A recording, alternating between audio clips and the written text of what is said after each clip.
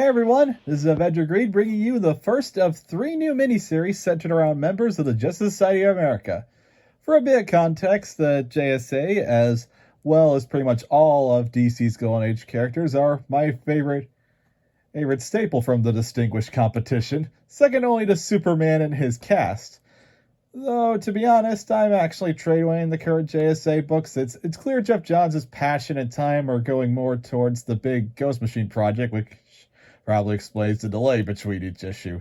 But even still, Golden Age DC fans like me are eating good this month with these 3 new miniseries. Now, this particular series, Wesley Dodds, the Sandman, was one I was the most excited for since it's being written by Robert Venditti. Honestly, Venditti has been one of DC's unsung heroes when it comes to Golden Age content. And what with his criminally underrated Hawkman ongoing series and the excellent Freedom Fighters miniseries from 2018. So, let's get into it. The first issue is all about giving readers a good introduction to the Sandman, his alter ego Wesley Dodds, and the plot and overall themes of the series. And right off the bat, the book impresses with its presentation, as we start with the Sandman delivering his own brand of justice as to a crime boss in 1940.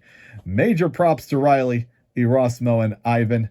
I think it's Palsinia for this page. The imposing figure of the Sandman.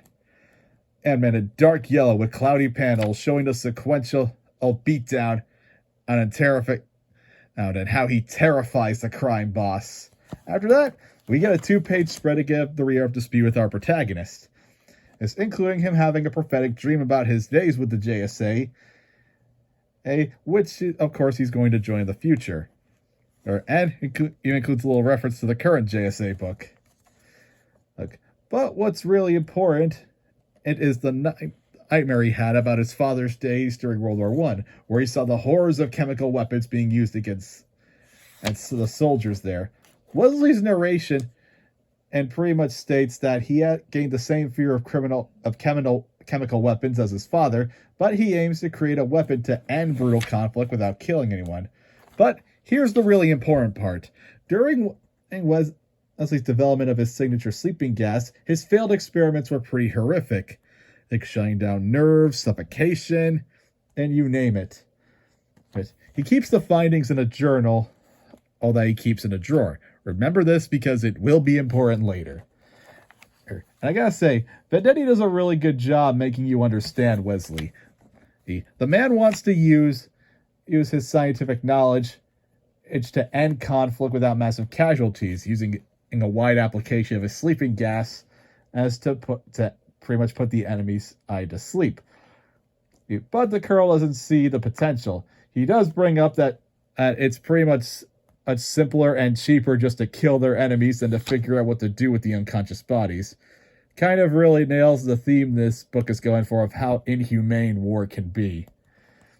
But Wesley's friends are quick to encourage him.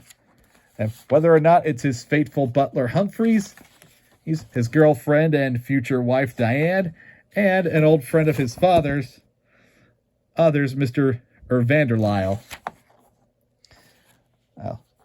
But it really seems that today is not Wesley's day. While he and Diane are at a high society party, we see someone breaking into his estate and stealing the journal that had the findings of his failed experiments. And when Wesley breaks from the party and has a quick tussle with some thugs as the Sandman, and he sees a fire in the distance. And when he and the fire department get to the source, we see that the thief decided to set the Sandman's house on fire, ending the issue.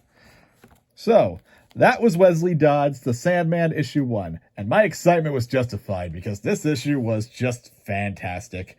Robert Venditti really does seem to be his best when he's writing DC's Golden Age heroes, and you combine that with some stylish art style that can be soft, heroic, ominous, and horrific successfully without being jarring.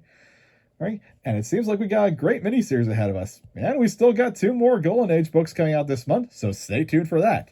And if you enjoyed this video, then give it a like, subscribe to the channel, and hit that notification button so you always know when I upload a new video. Until next time, have a great day.